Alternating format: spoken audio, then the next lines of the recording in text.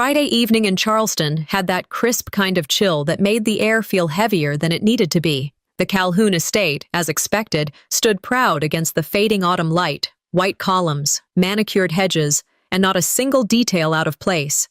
It was the first big family dinner since Astrius's father passed away. The whole clan was back under one roof. I was expected, of course, just not remembered. As I stepped into the formal dining room, the smell of roasted duck and cinnamon-dusted sweet potatoes wafted from the kitchen. Crystal glasses sparkled under the chandelier. Everything was set, every chair, every place card, each one precisely handwritten, except one, mine. I stared at the empty slot between Indira and Astraeus. The chair was there, but the name wasn't. No sign I'd ever been on the guest list. I hovered for a moment, unsure whether to ask or just quietly excuse myself. A server noticed me lingering, stiffened, then whispered, "Ma'am, I believe this is yours," and handed me a blank card and a pen. His voice trembled. I took it with a polite nod and returned to my seat, scribbling my name down like a child late to school. Indira leaned toward me, her smile sharp. "It must have gotten lost. Just write your name, no big deal." Valora, perched at the head like some sort of monarch draped in navy velvet, didn't even look up as she murmured, "We can't expect the staff to remember every detail." Astrius said nothing. He ran his thumb along the rim of his water glass, eyes focused on a spot beyond the room, as though he could will himself elsewhere. I swallowed down the sting and folded the blank name card in half, placing it beside my plate. No one else noticed, or if they did, they didn't speak. That's how they operated. No raised voices, no direct jabs, just absences, words unspoken, places unset. The dinner carried on as usual, velvety soups, too many forks, a few laughs that felt more like scripts than joy. I smiled when I needed to, nodded when required. Inside, I started cataloging. After dessert, guests floated into the parlor, where a fresh round of port and family nostalgia awaited. I followed, out of habit more than desire, and tried to slip into a corner unnoticed. The main attraction wasn't the fireplace or the music. It was a photograph, framed in gold and placed prominently on the mantel, one taken at my father-in-law's last birthday. I remembered that day. It had been humid, full of flies and fake grins. I remembered standing at the edge of the group asking, "Can we do one more with everyone?" Indira had brushed it off, saying, "We got the shot." Apparently they had. There it was, everyone, Valora, Indira, Astraeus, even his cousin from Savannah. But not me, not even half a sleeve in the frame. "Oh, this one just came out perfect," Indira beamed, placing a delicate hand on the frame. One of the guests, an older woman in pearls I didn't recognize, tilted her head and asked, "Were you not there that day?" I managed a smile. "I was." Astrius didn't look up. His silence had become a language of its own. That photo wasn't a mistake. It was a message. They didn't yell. They didn't accuse. They simply erased. And somehow that was worse. Later that night, I stood on the back porch while the wind stirred the curtains behind me. Inside, they clinked glasses and laughed about something I'd missed. I watched them from a distance, just close enough to hear Indira say, "It's easier when the table feels balanced again." Balanced, as if I'd been tipping the whole family sideways for years. That word sat in my chest like ice. Astrius finally walked up beside me, his hands in his coat pockets. "They're just tired," he offered. I didn't reply. He shifted his weight, then leaned closer and whispered something that chilled me deeper than the wind ever could. "Just let it go tonight." The crunch of fallen leaves under our shoes was the only sound between us. Astrius walked beside me, hands in his coat pockets, his gaze fixed straight ahead. We didn't speak until we'd rounded the second curve of the stone walkway that wound down from the Calhoun estate. I didn't rush to fill the silence. I was still trying to process what had just happened. My name, missing, my face, cropped, my place, erased. Then he spoke, low, like he was afraid the trees might overhear. "Don't make a scene tonight. Let it go." I stopped walking. My breath caught, not because of the cold, but because the words landed like a slap I never saw coming. Not what I expected after hours of being treated like a stray someone forgot to kennel. He didn't say, "I saw what they did." He didn't ask, "Are you okay?" He just told me to keep quiet. We kept walking after that, but I wasn't beside him anymore. I was a few steps behind, even if my feet still moved forward. The ride home was quiet. He drove with one hand on the wheel, the other resting on the console, close, but not reaching. I stared out the window, watching the lights of Charleston blur past, and tried to keep my mind from spiraling. But it did anyway, right back to that dinner table. To legacy, loyalty, and lineage, Valora had toasted, her glass held high and proud like it was a weapon. She skipped right past love, dodged family. She chose lineage. That word sat in my chest like a weight. Not once did her eyes find mine during that speech, as if I were the only one at the table without a last name that meant something. Back in the car, Astrius broke the silence. She didn't mean anything by it. I blinked, slow. "You mean your mother?" He hesitated. "She just has a way of phrasing things." "And that phrasing excludes me." He sighed. "Narina, it's not about you. It's just the way things are." I nodded, slowly, then looked out the window again. "You know what's funny? That's the exact kind of sentence that makes a person realize it is about them." By the time we got home, the silence between us was heavier than the one back at the table. We walked into the house, our house, and I went straight to the kitchen while he hung his coat. On the counter sat a box wrapped in gold foil. Holiday gifts from his mother, dropped off earlier by courier. Inside, a towel. Just one. Monogrammed. "Mr. Mrs. Calhoun," it read in cursive thread. But when I looked closer, only Astrius's initials were stitched in full. "Mine? +1. He came up behind me, reading over my shoulder. "It's just a gift, babe." I didn't respond. I folded the towel back and placed it in the box. He kept going. "Why do you always take things personally? They're trying." "Are they? Maybe it's just not their style."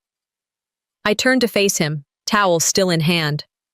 "Their style is to remove me from photos, forget my name at dinner, and now I'm a +1 on a towel." "That's not a style, Astrius. That's a strategy." He shook his head, clearly frustrated. "Look, this doesn't need to turn into something big. It's family. They're complicated. You know that."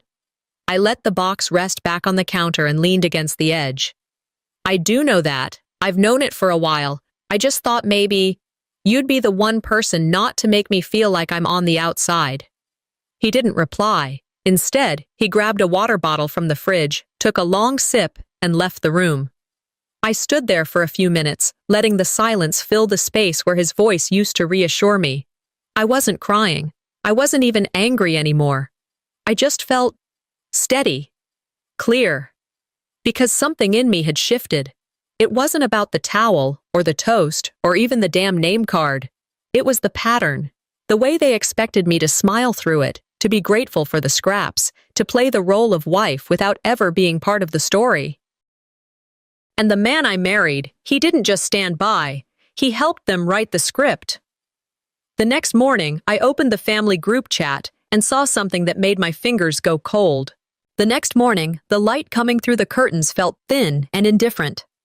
I padded into the kitchen, still in my robe, and set the kettle on the stove. The click of the burner and the whistle of steam were the only signs of life in that quiet house.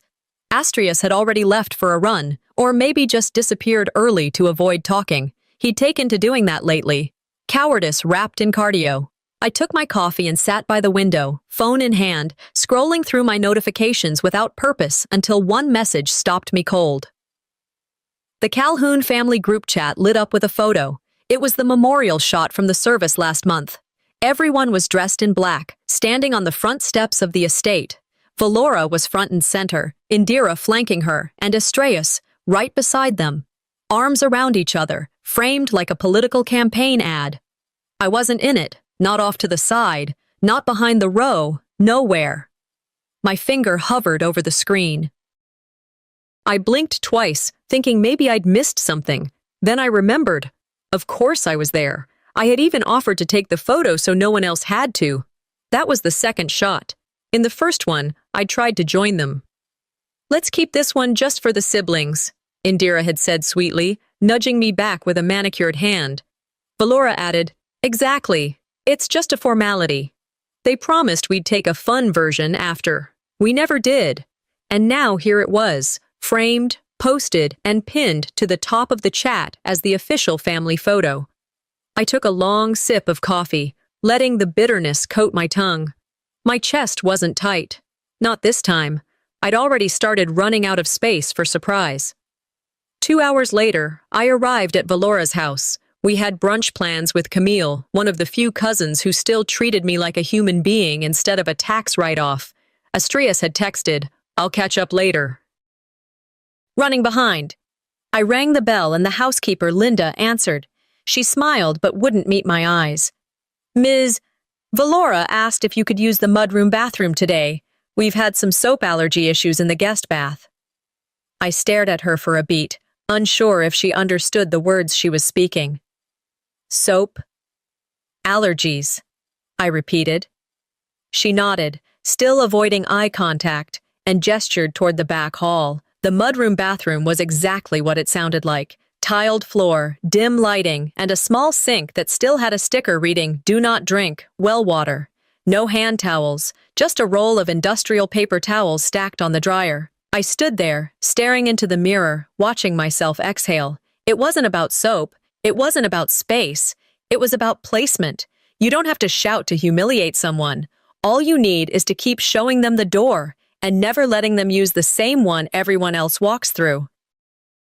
By the time we sat down for brunch, Camille was already on her second mimosa, chatting about some art exhibit in Atlanta. I smiled and nodded where appropriate, but my mind was somewhere else. Somewhere between that photograph and that mildew-scented bathroom. Valora arrived 10 minutes late, kissed Camille's cheek, and barely glanced in my direction. She complimented Camille's shoes, criticized the cafe's hollandaise, and dropped her voice to mention, "We'll need to keep the next holiday gathering small, just immediate family." Camille looked uncomfortable. I excused myself before my eggs arrived. Out on the sidewalk, I pulled out my phone again, needing some sort of mental anchor. And that's when I saw it. Beneath the original memorial photo in the group chat, a message had been pinned, one I hadn't noticed before, a smaller thread titled, "Core Calhoun Circle." I clicked. What I read in that thread shifted something in me for good. Camille talked in loops when she was nervous. Always had. Sitting across from her at the cafe that morning, I watched her circle around a story about someone's broken engagement in Atlanta for the third time. She didn't mean to be unkind, she just didn't know how to sit with tension, and today, I was carrying a lot of it. I nodded, stirring my coffee, feigning interest while my eyes drifted toward my phone lying face up next to my plate. Notifications were stacking again in the Calhoun family group chat. I tapped out of muscle memory. My thumb hovered, then tapped a smaller thread beneath the main chat. I wasn't even sure how I got in. It must have been sent by accident. The title read, "Core Calhoun Circle." The air in my lungs froze. My eyes flicked across the table. Camille was too deep into a story about someone's affair to notice. I looked back at my screen, scrolling carefully. The thread had been active for weeks. Valora, Indira, Astrias. A few other names I didn't recognize, all family, all discussing matters I wasn't supposed to see. One message from Indira stood out, time-stamped just 3 days ago. "Let's keep the dynamic calm until after the reassignment paperwork. Less noise equals fewer delays." Reassignment? Another message. "She's emotional. Best to contain things for now." My chest didn't tighten. My hands didn't shake. Instead, something quieter and colder settled over me. This wasn't just exclusion anymore. This was strategy. These people weren't fumbling through grief. They were planning, discussing me like a liability, removing me like a stain. Camille finally paused and sipped her mimosa. "You okay?" I nodded slowly, eyes still on the screen. "Yeah, just remembering something." Before she could respond, my phone buzzed again. A new message, this one outside the thread, a wedding evite. Subject line, "You're invited." Lily Grant's special day. I opened it. To Mr. Astreus Calhoun and guest. My name wasn't there, not even the courtesy of a first name, just and guest. After 3 years of marriage, after holidays and funerals and hospital shifts rearranged just to make the damn brunches. I turned the screen toward Camille. She frowned. What is that? I answered flatly. A demotion. When Astreus met me at home later that afternoon, I brought it up as we were folding laundry. It was safer then, softer. Did you see the invite? I asked, holding up the screen. He glanced at it and shrugged. Probably a tech glitch. I'm sure they didn't mean anything by it. I placed the phone down on the bed. You really think they accidentally left off my name and just happened to replace it with guest? He looked uncomfortable, but not because he disagreed, more because I was pushing him out of his passive corner. Maybe don't read so much into everything, he offered. I picked up a folded towel. They know my name. They've known it for years. This isn't an oversight. It's a forecast. Astreus shook his head and turned back to the laundry basket. It's just not worth getting worked up about. That was the moment. Not when I read the thread. Not when I saw the invite. It was when he decided I was the problem for noticing. He walked out of the room, carrying his half of the folded clothes. I sat on the bed and let the silence fill the space he left behind. That night, I sat at my kitchen table with a legal pad, my laptop, and a folder I hadn't opened since the funeral. I sipped cold coffee, clicked open an empty spreadsheet, and labeled the top row, date, message, intent, witness. I started documenting everything. Rain tapped against the windows of my apartment like it was checking to see if I was still awake. I was. The lamp above the kitchen table cast a warm halo across my laptop screen, already glowing with open tabs, folders, and file names like timeline, screenshots, and will versions. I had work to do. The document I opened first was an old PDF, one I'd saved months ago after my father-in-law's passing. It was the original draft of his will sent to all of us before the lawyer finalized things. At the time, I didn't think much of it. Everyone was grieving. Nothing felt permanent.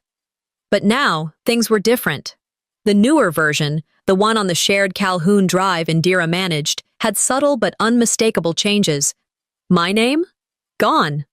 The clause that included me as a partial heir to a property in Bluffton? Vanished. I clicked back to the old file, highlighting the line, "In recognition of Narina Alcione Calhoun's service, loyalty, and care during illness, I bequeath." And there it was. Proof. Then I checked the metadata. The new file had been uploaded by Indira, weeks after the funeral.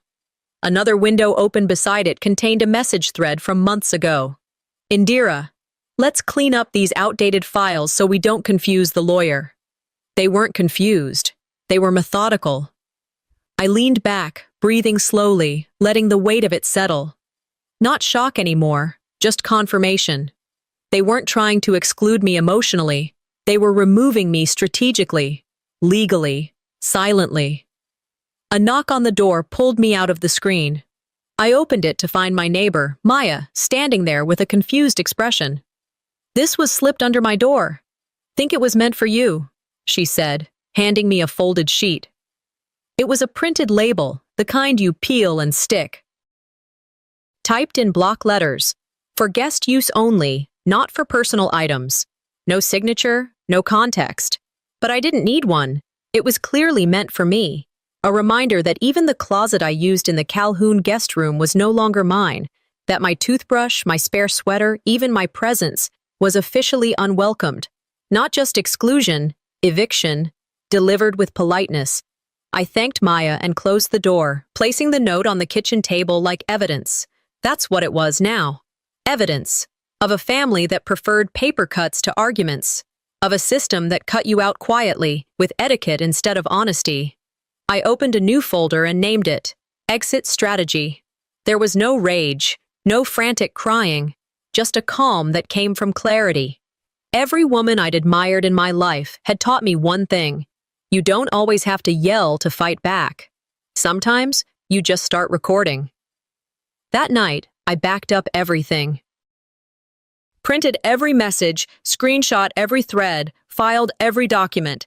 At 10:43 p.m., Astrius texted, "Sunday dinner at Mom's. You coming?" I didn't respond right away. I finished labeling the files, sipped the rest of my tea, and then replied, "Of course," because I knew I needed to show up, one last time. But I also knew I wouldn't be returning, not really. I didn't say a word at dinner that Sunday, but I was already halfway gone. The Calhoun dining room never changed. It always looked like a spread from a Southern Living magazine, linen napkins folded just so, the candelabras lit even when the sun hadn't gone down yet, and the same cold silver on the table that seemed incapable of reflecting warmth. Sunday night, I showed up like I said I would. I walked in, greeted Linda the housekeeper, smiled at the gardener who oddly lingered in the foyer, and slipped off my coat as if I hadn't already decided it would be the last time I'd wear it under this roof. Valora greeted me with a kiss on the cheek that didn't land, and a whisper that sounded more like a rehearsal. "Glad you made it, dear. We didn't think the rain would keep you away." I said nothing. I just nodded and walked past her, the sound of my heels muffled by the carpet that had always been too thick to be accidental. Dinner was already in progress when I sat down. The table had one too many chairs, and the only seat left was at the far end, opposite Valora. I took it without comment. Astrius didn't even look up. The conversation rolled on. Updates about Indira's daughter's engagement, a foundation gala Valora was reluctantly chairing, someone's new vacation home in the Highlands.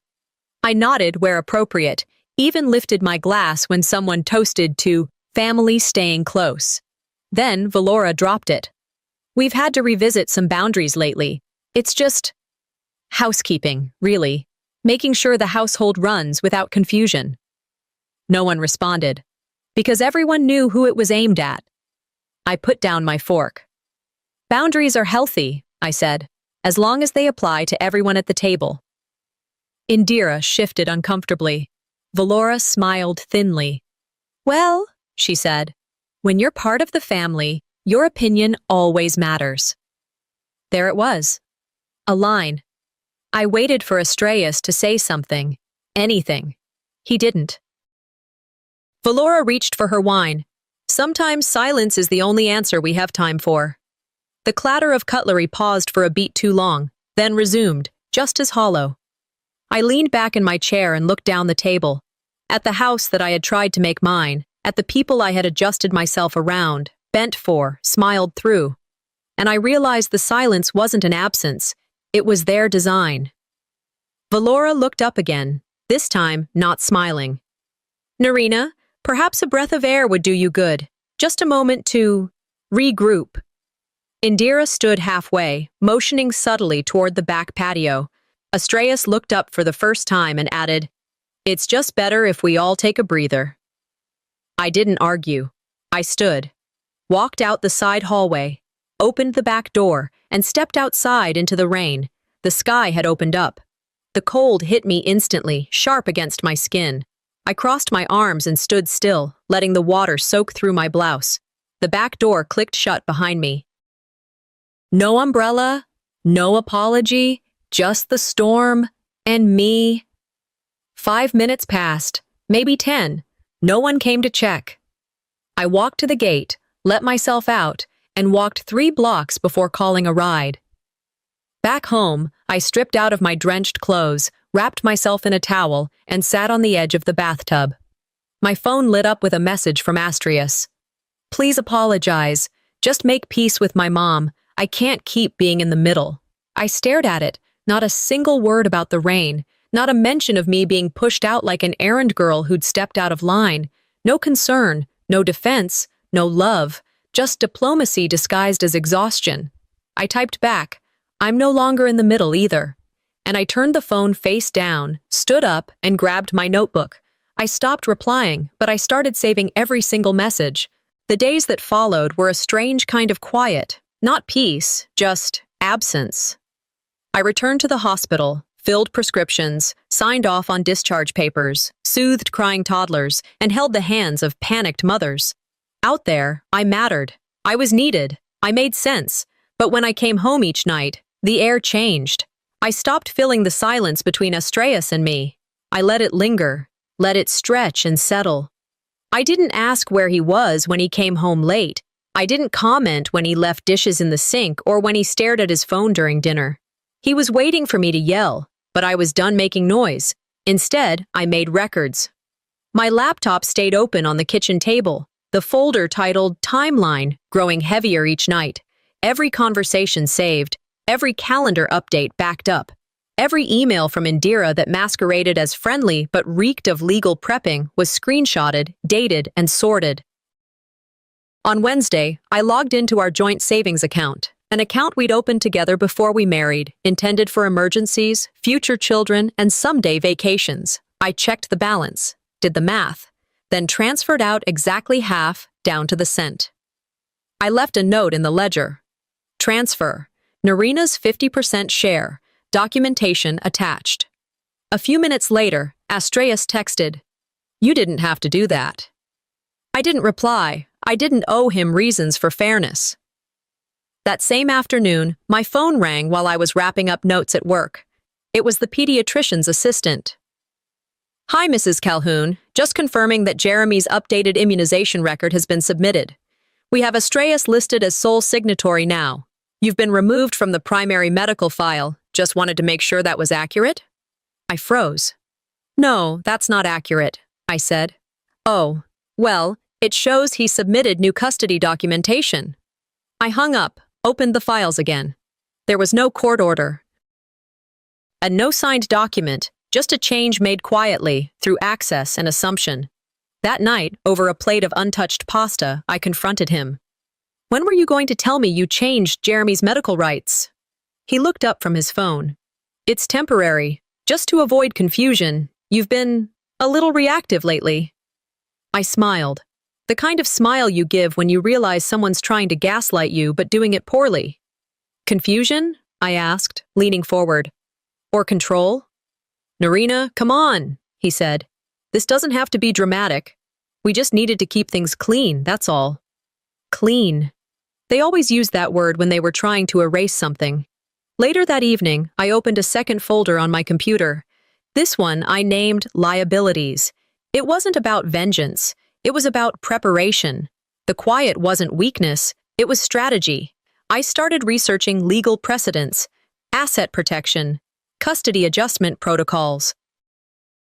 I emailed my own copies of everything to a secure backup, printed hard files, and placed them in a safety box at the bank. Indira sent another text the next morning.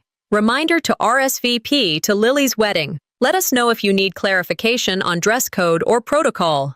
Clarification. That's what they always offered when they didn't want to call it what it was. Exclusion. I left her message on read. By Friday, Astraeus noticed. He stood at the kitchen counter, watching me refill the coffee canister. "You've been really quiet lately." I didn't look at him. He tried again. "Look, I get that you're upset, but freezing me out isn't solving anything." I closed the lid gently. "No, it's protecting me." He stared at me like he was seeing me for the first time. I'd spent years thinking silence meant surrender, but now I understood. Silence was armor. I knew they'd try something next, and I was already waiting for it. It was barely noon when Indira's voicemail landed. I didn't listen to it immediately. Something about the way her name lit up my screen felt staged. I stared at the notification for a beat, then slid the phone away and resumed stirring my tea. Rain patted softly against the kitchen window. My laptop was already open, the screen displaying folder trees and cross-referenced timelines. For the past week, I'd been collecting every scrap of communication, email chains, appointment confirmations, financial anomalies, quietly, thoroughly. By 2 o'clock, I slipped a scarf around my neck and headed downtown to meet Elowen. She chose a quiet coffee shop 2 blocks from the hospice center.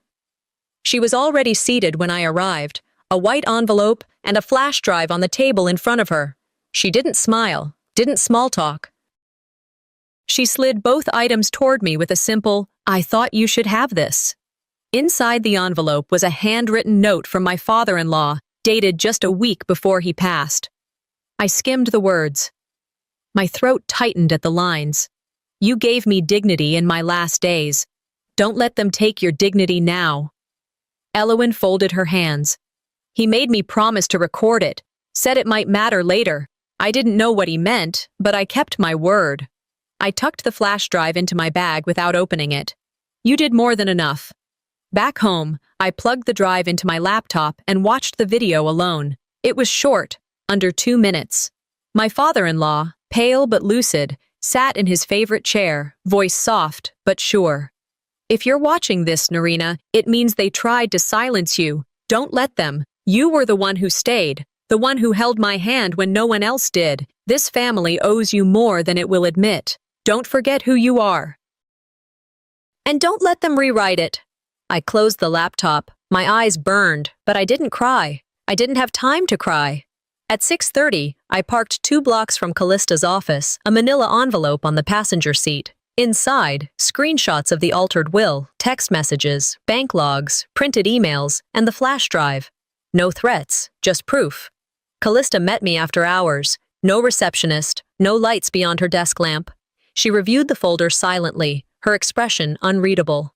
"This is airtight," she finally said. I nodded. "We'll file in the morning," she added. "Will manipulation, emotional distress, potential fraud?" "Make it clean," I said. "No theatrics, just the facts." Callista smiled, but it was the kind of smile that came with teeth. "They've spent years pushing paper around. Let's see how they handle when it pushes back." As I turned to leave, she asked, "Want me to notify them directly?" I paused at the door. "No. Let them find out the way I did. Quietly." But as unexpectedly. When I got home, there was a voicemail from an unfamiliar number. I didn't recognize the voice until halfway through. It was Valora's attorney, accidentally inquiring about my hospital's employment policies, wondering aloud about pending legal entanglements I might be involved in. I forwarded the message to HR with a short note. "This call is unrelated to my work, just FYI." The next text came from Astreus. "Do we really need to go this far?" I stared at his words, not, "Are you okay?" Not, "Let's talk." Just a plea to stop the fallout they created. I typed back, "You already did." Then I turned off my phone. By Monday, the whispers turned into phone calls, and not all of them were from lawyers. Monday afternoon, I was charting vitals for a newborn when my phone vibrated against the break room counter. I glanced at the screen between entering notes. It was a name I hadn't seen in years. Frances Lively. She was the mother of one of my former patients and a longtime patron of Charleston's most insular garden club. I let it go to voicemail. A second later, a text buzzed in. "Narina, we need to talk. Please call when you can." I felt it in my gut. This wasn't a courtesy call. I waited until my shift ended and stepped outside into the soft dusk. The air smelled of rain and hibiscus mulch. Frances picked up on the second ring. "I heard about the lawsuit," she said after the briefest pleasantries. "Your name came up at the garden club and, let's just say, people are starting to compare stories." I leaned against my car. "Stories about what?" She exhaled like she'd been holding her breath all day. "Valora, there's always been whispers, but you brought receipts." People are reevaluating everything they thought they knew. I didn't know whether to laugh or just say thank you. "You didn't scream," she added. "You filed facts. That's why people believe you." After the call ended, I sat in the car for a long time, hands resting on the wheel, heart beating not with fear, but something close to vindication. I didn't want to destroy them. I just stopped covering for them. Later that night, I checked my email and found a forwarded message from my cousin Amy. Subject line, "Thought you should see this." It was a letter Valora had apparently circulated to a few of her close associates, now leaked like everything eventually is. In it, she claimed I had long-standing mental health concerns, emotional instability, and a history of unresolved trauma. The tone was polite, measured, and venomous. I stared at the words for a full minute, then I opened my files. One clean PDF. My updated licensing certification, renewed through 2027. Another, my employment record from the hospital, 0 complaints, multiple commendations. Finally, A letter from the hospital's mental health board clearing me for patient-facing roles after routine annual evaluations. Signed. Stamped. Unambiguous. I bundled the three together in an email to my lawyer. CC'd myself. CC'd HR. I didn't reply to Valora because I wasn't playing defense anymore. I was putting the facts on the field and letting them walk on their own. I thought about that quote I once read on a patient's nightstand. I've spent years learning to stay calm while someone else tried to light me on fire. I understood it now in my bones. At 11 that night, Astraeus finally texted, "This is getting out of hand." I stared at it longer than I should have. Then I typed, slowly and clearly. "It got out of hand the minute you handed them the match." No reply. I didn't expect one. But the silence that followed wasn't the weapon it once was. It was evidence. By week's end, I wasn't the one being investigated anymore. And this time, it wasn't me they wanted answers from. By Thursday evening, the messages had slowed to a trickle. Not because the noise stopped, but because it started echoing in places I couldn't control anymore. And I didn't need to. I was sitting in my apartment, staring at my inbox, when the forwarded voicemail came in. It was from a junior associate at a law firm I didn't recognize. The subject line read, "Relevant recording from shared contact." I clicked play out of habit, not urgency. The voices were unmistakable. Valora's first, calm and clipped like always. She served her purpose. Now we reclaim what's ours. Then Indira, cooler still. Let her sue. She doesn't know half of what we're protecting. The call ended with the shuffle of paper and a laugh that didn't belong in a room with wills and legacy. I sat still for a full minute. Then I saved the file, backed it up twice, printed the transcript. This was no longer theory. It was record. That same evening, I tried to RSVP to Jeremy's school's upcoming parent-teacher night. The portal kicked back an error. User not authorized. I called the school immediately. The administrator on the other end was polite but confused. According to our records, Mr. Calhoun is listed as sole point of contact. There was a request submitted to remove secondary guardianship access. I never approved that, I said. Oh, well, do you want to submit your own paperwork?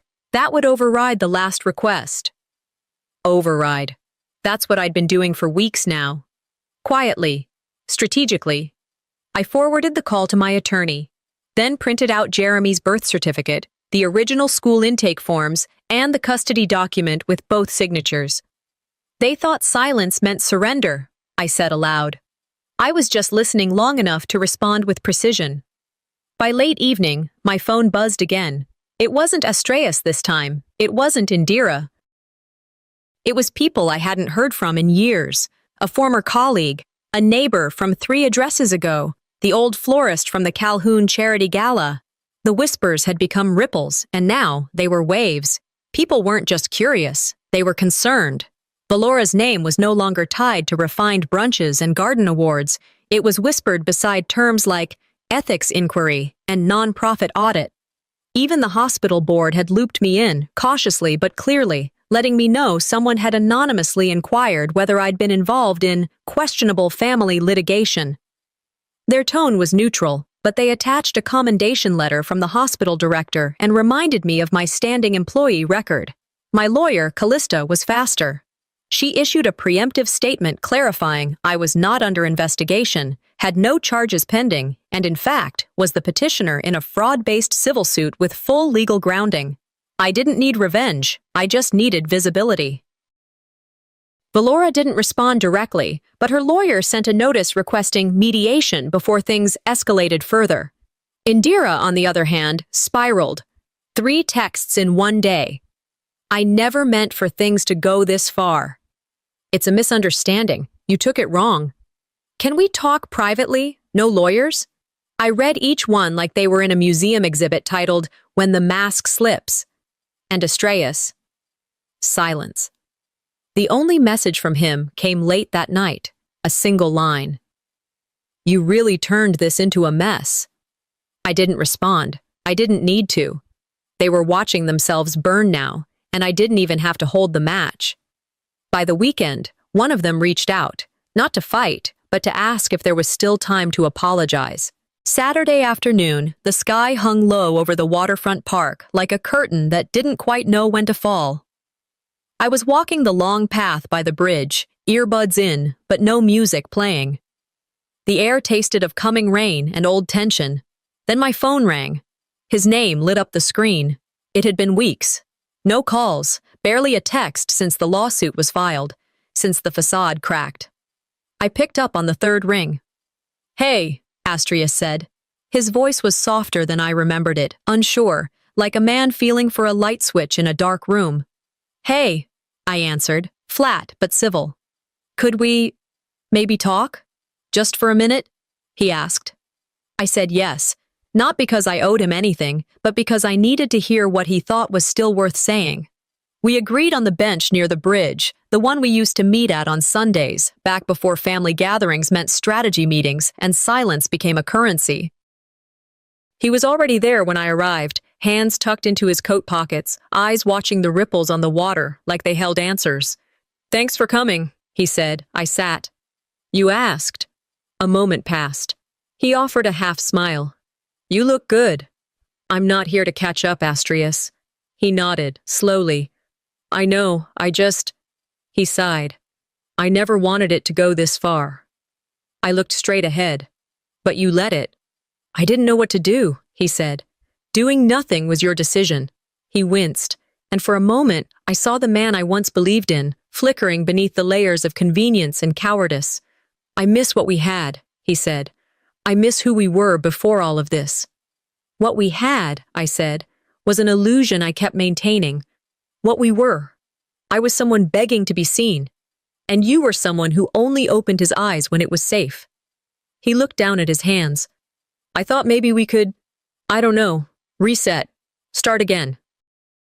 "Try to heal this." I turned toward him, finally meeting his gaze. "Heal what? You want me to come back so we can pretend none of this happened? So I can be polite at dinners and invisible in documents? That's not healing, that's erasure with better lighting." "I didn't mean for it to hurt you like this," he said quietly. I took a long breath. "I forgive you." He looked up. Hope flickered for a second. "But not for them," I continued. "Not for what they did. I forgive you for not being the man I needed. I forgive you for being quiet when I was asking for sound. But I don't miss waiting to be seen, Astrius, and I won't go back to needing permission to matter." The silence that followed wasn't tense, it was final, and oddly kind. He didn't argue, he didn't beg. He just nodded. I stood. "Take care of yourself," I said. And I meant it. As I walked away, the sun broke through the clouds, not dramatically, just enough to cast light on the path ahead. I didn't look back. The only thing left to do now was finally mine to decide. Sunday morning, I stepped out of the courthouse with a manila folder tucked under my arm and no one waiting to take my picture. No headlines, no cameras, just me, walking down stone steps, the air thick with Charleston humidity and the kind of silence that doesn't ask for permission anymore. Inside that folder was the court's decision, an official injunction. The Calhouns were barred from executing any further changes to estate documents without my written consent. The judge's ruling also required a formal retraction of defamation, publicly filed, irrevocable. Their names, Valora and Indira, now appeared in the digital record under attempted manipulation of will and custodial misrepresentation, legally footnoted for eternity.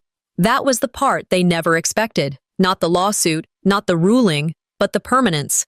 I didn't feel triumphant, not exactly. I felt done. After leaving the courthouse, I stopped by the bank to access a safety deposit box left in my name.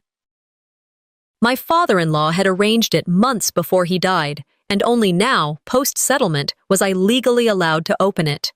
Inside was a letter, not typed, not notarized, just a folded sheet of cream stationery, penned in ink that had softened with time. His handwriting was unmistakable. "You were my daughter in ways blood never defined. If they ever push you out, know this. I saw you. I chose you. That will always matter more than their paperwork." I folded the letter carefully, placed it in my purse, and didn't tell anyone I had it, not even Callista. Some things aren't meant to be used, just carried. That afternoon, I got a call from the hospital board. They wanted to nominate me for a statewide integrity award in healthcare, something about how I'd handled external pressure with internal grace. I accepted, not for validation, but for visibility. Sometimes the people who survive quiet wars deserve to be seen. A week later, a local paper ran a short profile about me. Not about the lawsuit, but about the way I'd mentored 3 new nurses during the peak of flu season. The headline read, "Steady Hands in a Storm." I kept the clipping, not because I needed the press, but because it was the first time my name had been in print without needing to share the spotlight with theirs. I moved into a new apartment by the harbor, small, sunlit, just enough room for my books and a view of the water. On the lease, I left the last name blank. When the leasing agent asked, "What should we put here?" I smiled. "Just Narina," I said. "That's all the legacy I need."